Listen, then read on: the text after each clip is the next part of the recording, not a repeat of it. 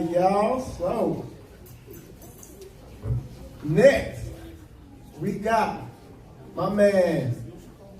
You know him. A lot of y'all know him from his YouTube channel, KGB 94 TV. And Brother Kabir is going to come up here. Brother Kabir has a powerful testimony. If you don't know, Kabir was, he's a Green Bay Packer Hall of Famer. And I'm going to just leave it at that. I'm going to let him come on up here, and he's going to give his testimony. And then I'm going to probably have some questions for him. So I'm going to hand it over to Brother Kabir. It's KGB.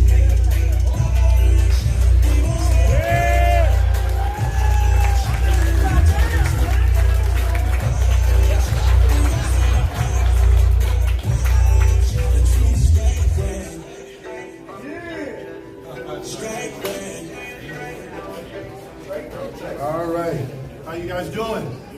Shalom, shalom. All right. I want to start with some scripture here, and then I can tell you my testimony. And if you guys, I'm not going to, if you guys really want to know all the details, I do a good job on my KGB 94 TV. Let me go here real quick. This is in Psalms 119. Can somebody give? I'll give you my mic. Okay. In Psalms 119, 105, it says, "The word is a lamp unto my feet and a light unto my path." People, we are in a dark world, and when I say that the word of Yah is a light unto your feet, I can testify personally that is a true statement. Yes, sir. I'm going to have Elder Rufus read out of Luke chapter 14, verse 30 and 26. He's just going to read the whole thing to 33. If any man come to me and hate not his father and mother and wife and children and brethren and sisters, yea, and his own life, also he cannot be my disciple. And whosoever doth not bear his cross and come after me cannot be my disciple. For which of you, intending to build a tower, sitteth not down first and counteth the cost, whether he have sufficient to finish it, lest haply, after he have laid the foundation and is not able to finish it, all that behold it begin to mock him, saying, this man began to build and was not able to finish. Or what king, going to make war against another king, sitteth not down first and consulteth whether he be able with 10,000 to meet him that cometh against him with 20,000? Or else, while the other is yet a great way off, he sendeth an ambassador and desireth conditions of peace. So likewise, whosoever he be of you that forsaketh not all that he hath, he cannot be my disciple. Guys, thank you so much, Elder. Guys, this is the truth, guys. I understand that as the Hebrew, as we start coming to the truth, more and more people are going to come into the truth. And it can start becoming more like Christianity. You got, and this is all good that we have music and all of this stuff, but guys, this is real. Yes. The fight is real. When you come into this truth, you will be persecuted. Yes, I don't care who you are. I used to play for the Green Bay Packers. If you don't know that, I used to play for the Green Bay Packers 9 years. Broke Reggie White's record. Became the all-time sack leader of the Green Bay Packers. If I wanted to be governor of Wisconsin, I was at that pace. I was very well known in the Christian community and all of Wisconsin. Politicians will call me and say, "Are you running this year? Are you considering it?" Just because they're afraid that if I ran, they wouldn't even try to run. And when I came into the truth in 2017, all of a sudden I had a dream. I was already, questioning things about Christianity. I was already pushing the envelope in Christianity. But they kept me on the tight bubble and said, "Hey, we love your passion. just don't preach the word. Just tell your testimony. So you tell the typical, I accepted Jesus Christ, my life, and all this good stuff. Broke Reggie White's record, blah, blah, blah. Right? Right then, it's the same thing, but they never let you speak the word. And then all of a sudden, I had a dream. Me and my ex-wife now, at the time, was already battling with the whole thing. I remember one time, I was like saying, did you know that you weren't creating the image of image of God? That's what I said. And I'm talking about, I didn't know what it was at first. I thought I just hurt her feelings. But I think I hit a spirit. She snapped her neck like this and said, did you know what you just said? And it was that look like, whoa, what did I just say? I said, let me go back and read this again. And just to make sure that maybe I missed something. And it was out of 1 Corinthians 11:7. It says that man was created in the image and glory of Yah, but woman was made in the glory of man. And that's what, then it took me, and I didn't even know anything about cross-reference, but I naturally went to Genesis 3:16 just to kind of see the creation account in Genesis. And all of a sudden, I couldn't, and then she started, doing all of this, I call it, she had all her flying monkeys. You remember the Wizard of Oz, and they get all them to do all their dirty digging?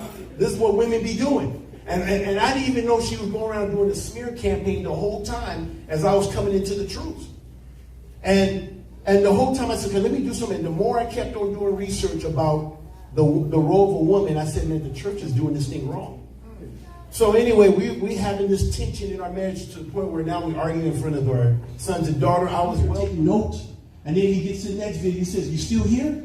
I'm like, I'm still here. I sat there and watched it. Literally, I thought I'm talking to the man. Right. You know what video I'm talking about, Pastor, right? So I'm going through it, and I went through it out to that day. Whatever it took me maybe an hour to get through that. And then I told all my sons, I said, stop. It's the Shabbat. Because I said, he never told me how to do it. He just convinced me that we need to do this. It was July 1st of 2007 that I saw that. July 7th, 2017, I made my first contact with Straightway because I wanted to know how to, and I'm trying to talk to an elder, and I'm talking to a whole bunch of sisters. And they said, oh yeah, then one of the elders will get hold of you, if you ever whoever called Straightway before?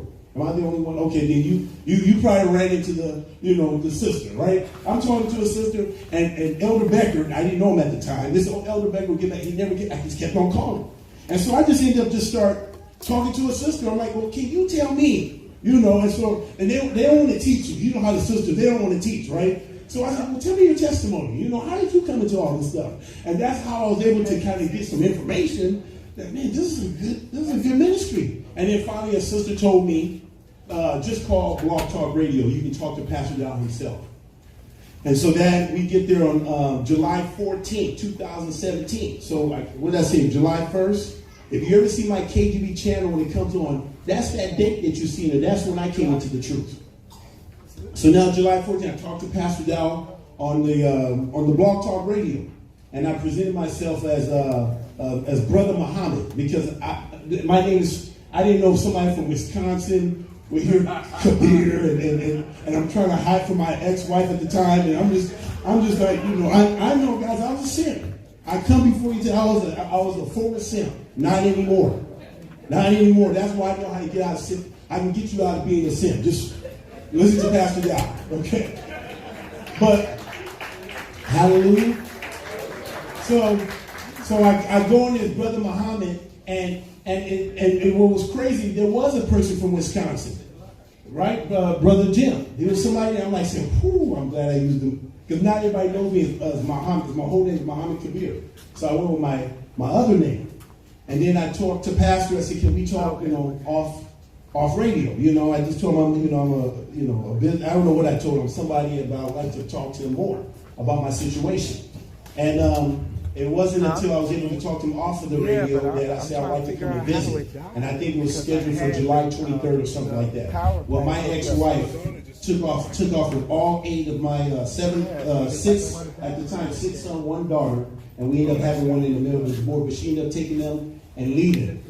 And when I went to do some work in 30 minutes away from the home, so when I came home, the home was completely quiet. And I gave instructions not to leave the house. without my permission, in or out, until we get this conflict done. And because she knew that we were going to go to Straightway, she did not want to go to Straightway to check out how to get the Shabbat. And so now I'm in a situation where I'm in big trouble now.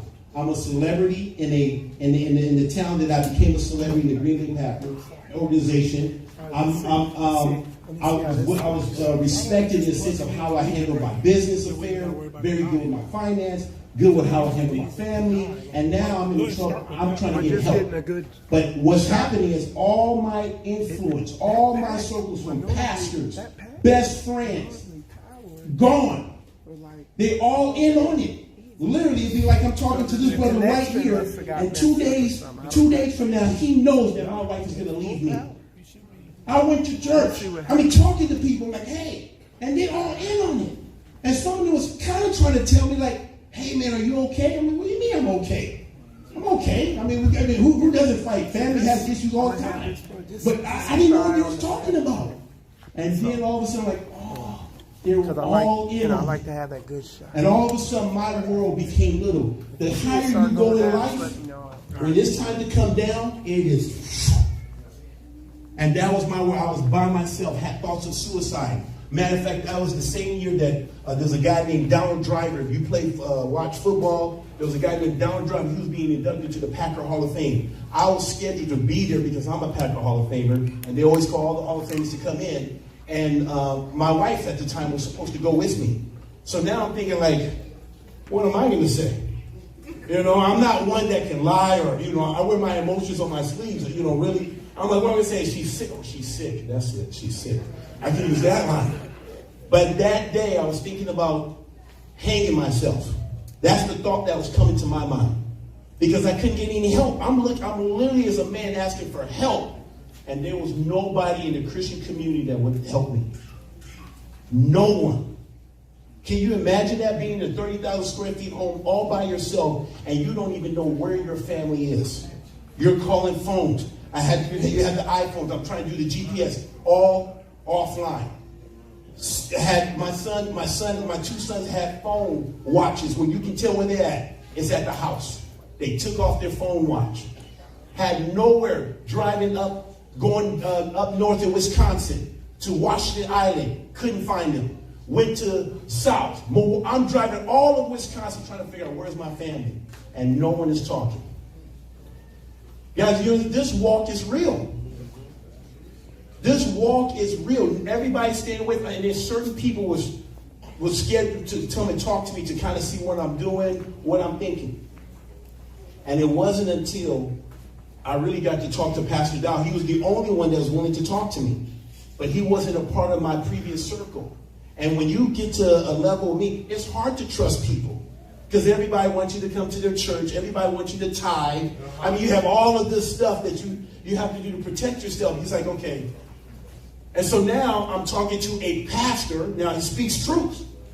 And that's all I had on him, is the fact that he spoke truth. And when I talked to him, literally 90% of his answers straight came from that word. And I answered my own question by reading what he told me to read. He says, this is your question? Okay, read. He said, you got your Bible? Every time you talk to pastor, let me get my Bible.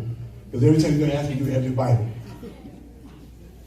You guys hear what I'm saying? And that's why I read in the beginning, the word is a lamp unto your feet. It was dark. And the only reason why I can tell you that this man is a man of God, because the only thing that allowed me to trust him at a level that I needed to trust him to be able to get out of that dark wood that I was in was the word. Do you guys hear what I'm saying? This wasn't like and I had to sit down and weigh the cost. Literally, I took out a notepad. Let me see if I can find this notepad. You get that notepad right there? Well, this is not the actual one, but it looks something like this. I literally had a notepad like this and wrote down the cost. When Yah said write it down, he says to write it down to see what the cost is. I said, okay, it could cost me my wife. It cost me all 7 of my sons and daughters. It can cost me money, fame, my reputation, everything I've worked for. I doubled whatever I ended up in the league with. When I ended up making that double, I doubled my investments. After most guys would go broke. I'm a financial advisor, so I know how to make money grow through the means that the world gives you. Nothing illegal. Illegal. That's a whole nother word. It's all lawful. It's all, you know. But, and so this was all at stake here. And I'm thinking, so this is where I went on my journey and found out that Christianity is a religion of Satan. I mean, when you guys hear Pastor Dow talk about Christianity, when I first heard it, I'm thinking like, it can't be that bad. I mean, Pastor D, okay, I understand, okay, they got this, okay, they're not keeping the commandment, okay, maybe just a Shabbat thing. No, I mean, no, he was actually light. He didn't go all in. I mean, he went more for our ears. He was taking based on our ears. It was too much. Christianity literally teaches you how to hate Yah and hate your neighbor. Let me tell you how. So when I'm running around, I'm doing 1 Corinthians 6. It says, when you have a problem, go to the what? To the saints. Go to the church. I went there and the church literally is just back off like, hey, you guys need to work that out. How much are you willing to get your family back? What are you willing to do? What are you willing to do? No matter who I talk to. Literally, I was desperate. I was this man who people came to, who needed money, who needed help. They came to me, and now I needed help. I've been helping all these families, and now I'm begging, trying to get my family back. And now everybody is using it to jockey up and saying, hey, well, if you help you, would you come to our church? I'm not making this thing up. They're using this opportunity to say, hey, you need me? Well, hey, if I help you, you're going to come to our church. You got to come on Sundays. Well, I'm doing the Shabbat. Does that count? I'm doing that. Well, you can do that. Some people say, you can do that. But you also got to check it so we can tell your wife that, yep, literally. And the whole time, I'm also talking to him, and he's not asking me for a dime. If anything, he's giving. Do you guys hear what I'm saying? Yes, sir. And I'm thinking, like, how can my good name be just taken and treated like crap because of a testimony of one woman, and a wicked one? One who's just lying, not even verified, but don't even verify it. And then I'm bringing the word I remember going to a pastor, showing him the word. He says, let's put the word just aside. Let's put Jesus aside. Let's just talk normal. He was telling me I'm a devil. Let's just talk normal. I don't really. Guys, these are pastors, well respected, talking to radio stations. From Focus on the Family to different churches that I've been to, literally turned their back on me. And all I had was the word. And I weighed the cost. And this is why I kept on listening to Pastor Dow, because all he was preaching when I heard him was the word. Everything he said, I can look behind the English word. I can look and verify everything he said. He even encouraged me to test me. Test all things. 1 Thessalonians 5:21. And so, guys, this walk is real. If you want to know if you're truly in the truth, if you're not being persecuted, it's probably a good chance you're not in the truth. You're fake, and I'm just telling you. Because I'm not the guy, I don't have a story that I was on, I grew up in South Central Los Angeles. I used to say that to make it seem like I can relate, But I never had a run-in with the law. Never did drugs. I thought I did when I smoked a roach, but I heard that didn't count. So my brother Dave messed me up there, you know what I'm saying? I can relate. You know what I'm saying? I just never, I heard somebody said I was a square, you know what I'm saying? Okay, that was me. But I was a Clark Kent off the field, but when I was on the football field, I was Superman. And they couldn't put the two together. Maybe that's Kabir? But hey, he's a badass player, but hey, that kid, nah. Yeah, it was me. I didn't have a double. I do have a double out there, but that's another story there. But anyway, that is the situation that I was in. And so I just kept on reading the word, and listening to Pastor Dow. And so, guys, what I learned this whole thing is Christianity is a wicked religion. And he says you'll know them by their fruits. Pastor Dow has fruit. And he allowed me to come in there and visit. I remember going down there for 2017, went to the Feast of Trumpet. And I remember going down to Straightway Truth.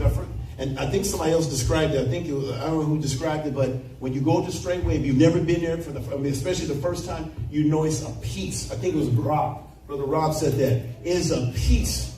It's like you're going, I feel like please forgive me, but it's like going to Narnia. It's like, I feel like I'm going to another world, like, woo. Like it's like you went to a force field, like, what is this?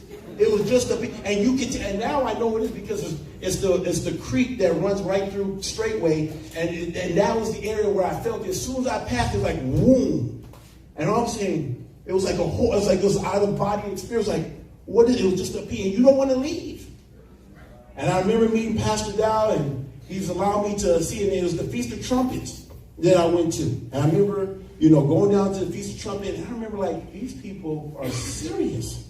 They literally blow the horn and just blowing it. I'm like, who does this? I mean, it's in the Word. And then they go in and they worship. And if you ever seen straightway worship, it's like, man, I thought I was just raising my hands. I thought that was good enough. These people dance like they're David, dancing and sweating, getting to work. I'm like, and I'm here hiding the whole time because I know they filmed the thing, so I'm hiding behind the wall that they had because I didn't want to be caught. I'm still, God, I know, I'm simp. I know. I'm not simp anymore now. You know what I'm saying? I don't have anything to lose. I lost it. But anyway. You turn off see if you turn it off. Click it off and actually. I take this. It must have died. Anyway. So I'm watching this stuff. I'm like, wow. And then I remember seeing the sisters. That's a whole nother world. I mean, where you feel like a man. And I'm like, you walk here, like if you go into a door, naturally you want the sister to go first. They stop and wait to see what you're going to do. If you go, they'll let you go. If you say they go, I'm like, wow. These sisters actually respect the men here. There was times I just not to be this. I just wanted to tell you, are you real? I mean, the respect was off the chain. I've never seen it. I see why my wife didn't want to come here. She can't fake this. I mean, that's how bad it is. Now, some people are good enough to fake it. The way she was, she couldn't fake it. It was just unreal. And then the men sat in the front, and the sisters sat in the back. I mean, it was clearly a patriarch. And it brought me back to when I was in Islam. When I used to practice Islam, where you could tell there was a difference between a man and a woman. And then when I went to Christianity, I noticed, and I remember when I first got in there, I thought like, this is weird. It looked like the women are really running things, but you have a male pastor, okay, maybe this is it. And then the guys are in the back watching their clock, when is this going to be over? And then you see the women up there, and just, crazy. I noticed it initially, but then you get used to it being in Christianity. But then when you came here, I'm like, I've never seen somebody who follows the Bible, where men are the men, what you see. And everything that I read in the Bible, I was literally seeing with my own naked eyes. All right. Hallelujah. Do you guys hear what I'm saying? Yes, sir. So anyway, let me just wrap this up.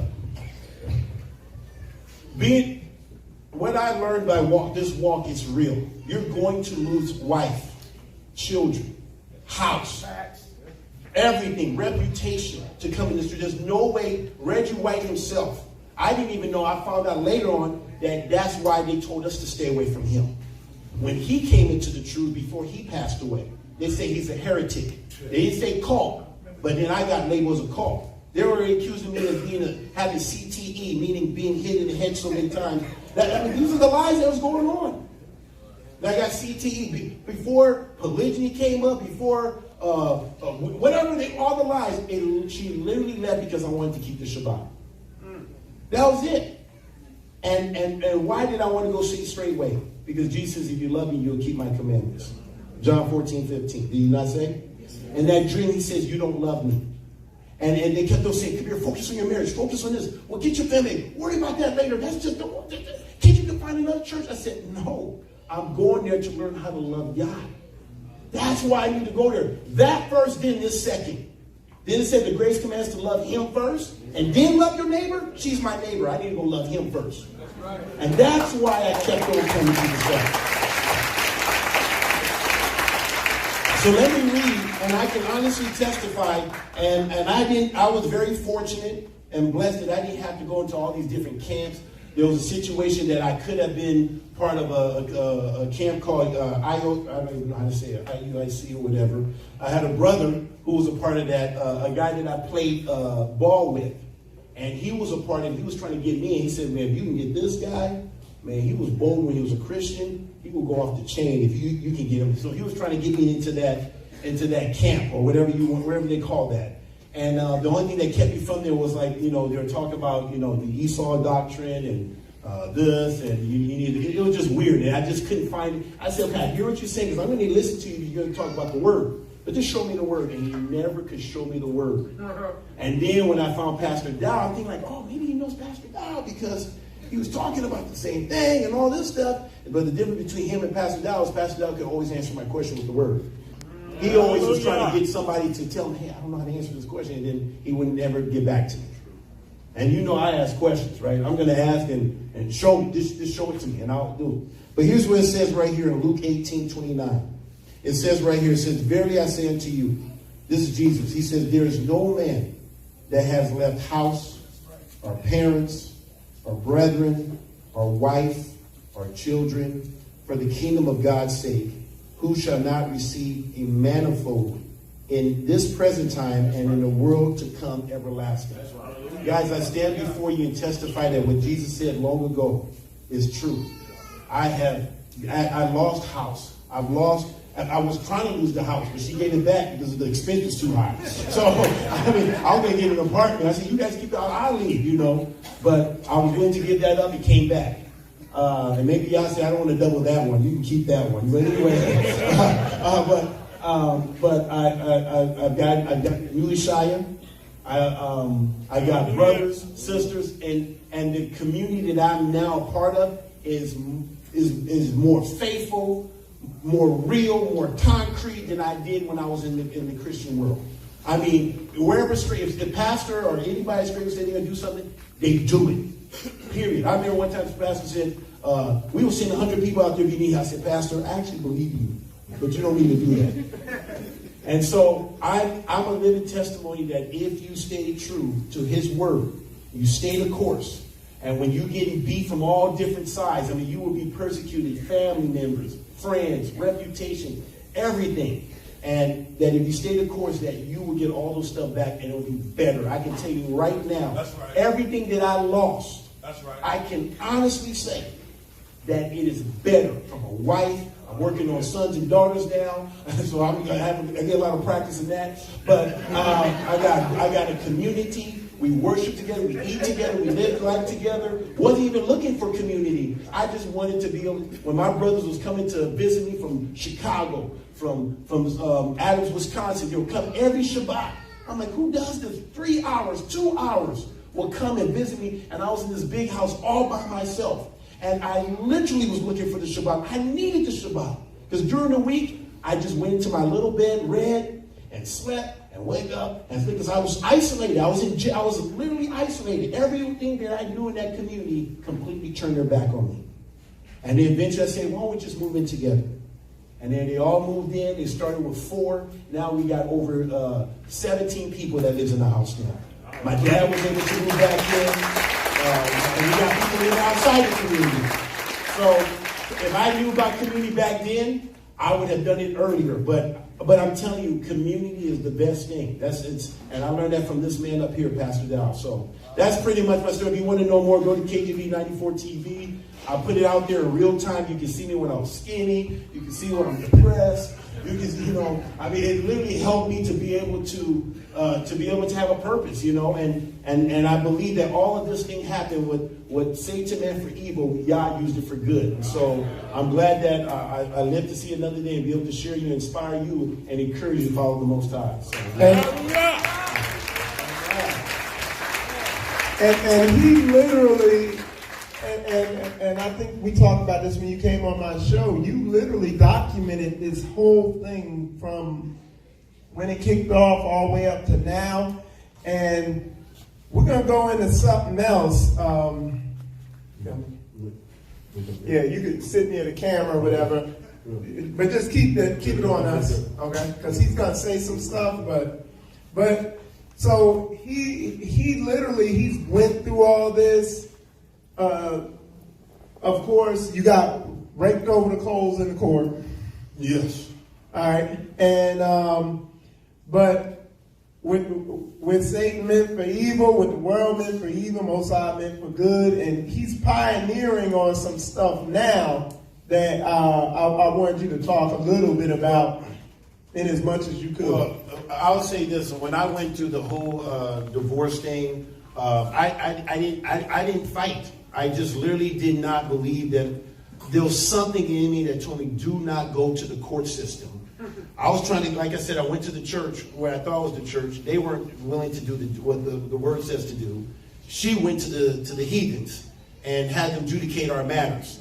And my attorney was saying, you got to fight for them. And I'm using words that I normally would not use, but I said, you got to fight for your kids. And I'm just saying, like, why does he care? You just want me to fight so you can make some money. There was something in my mind was telling me, okay, you just want more money because if we're just going to go back and forth and ching, ching, ching, ching, that's all I was thinking, right?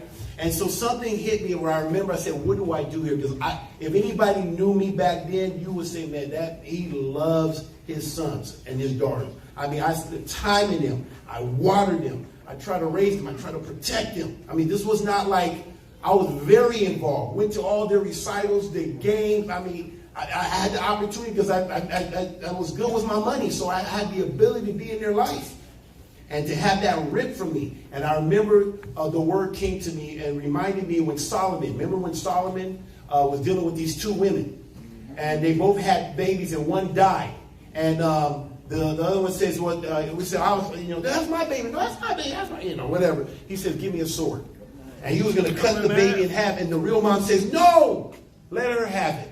Let her have the baby. And then Solomon says, another one says, cut it up. I'll take the other half. She didn't even care. He says, that's the real mother.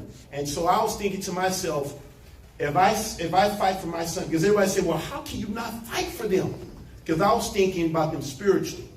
Because if I fight for them, yeah, they'll be whole, but I'll be cutting them spiritually. And the word says, it says a divided man, what? Is unstable in all his ways. And I wanted to give my sons and daughters a chance, a fighting chance, by allowing her to have them. At least they're submitted to one person instead of being divided. And if it's Yah's will that I get them back, I get them back. And so now, so this whole time I've been content of everything that I lost. I lost half of everything that I've ever created. I lost all my sons and daughter. And when the time came, before I bring him here, I just want to tell this story. I was okay. I'm okay. I'm okay if I never see my sons and daughter ever again. I am moving on because because the way they want me to fight for my family, all roads led back to that woman. They literally want me to bow down to that woman and to say, hey, well, I don't want them playing football, or I don't want them being in the Christmas program. He says, well, if you don't want that to happen, then you guys need to work that out. But who has all the power at this time in my mind? She does. And so I'm going to Christian schools that I paid money for. Say that they believe in Jesus, they believe in the Bible. And I say, I forbid my son to be in a Christmas program. I forbid them to play football until further notice. What do you think the school would do? You would think like, well, the Father has spoken. According to Numbers 30, if he said he forbids it, if Yah's going to respect him, we need to respect him too. What did they say? We're just going to follow the court order. What did the judge say? They went to the judge. This is Christian schools. That's what I'm saying. They teach you how to hate Yah and hate your neighbor. They teach women it's okay to usurp the authority of the man. It's okay for the sons and daughters to disobey their fathers. I'm literally testing this thing out, thinking like, okay, maybe use the word. If I use the word, maybe I can compel them. And once again, all roads kept leading back to the woman. And then this brother here, I didn't know it at the time, but somebody in his office or works with him was reaching out to me a year ago. Didn't see any of the Facebook messages until just recently. I went into court, and the way I found this, I went into court that week. I won, and I won without an attorney. Can you believe that?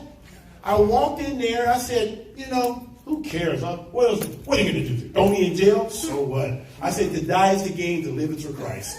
So, I mean, they got me at a good time right now, right? This is like, my back is at the corner. What are you going to do?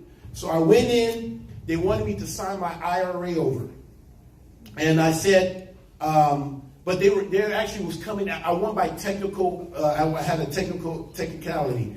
So they came in accusing me that I was in contempt for not signing over my 401k and my NFL retirement. But I already did what I needed to do, which I didn't have to sign anything, but I did what I needed to do. So they came in for that, knowing that, and even the attorney even said, I apologize, I'm sorry, blah, blah, blah, boom, boom, boom. But I just need you to sign this. I said, well, I'm not going to sign it. And so he was hoping to get the commissioner to make me sign it that day. So the commissioner turns to me and says, why won't you sign it?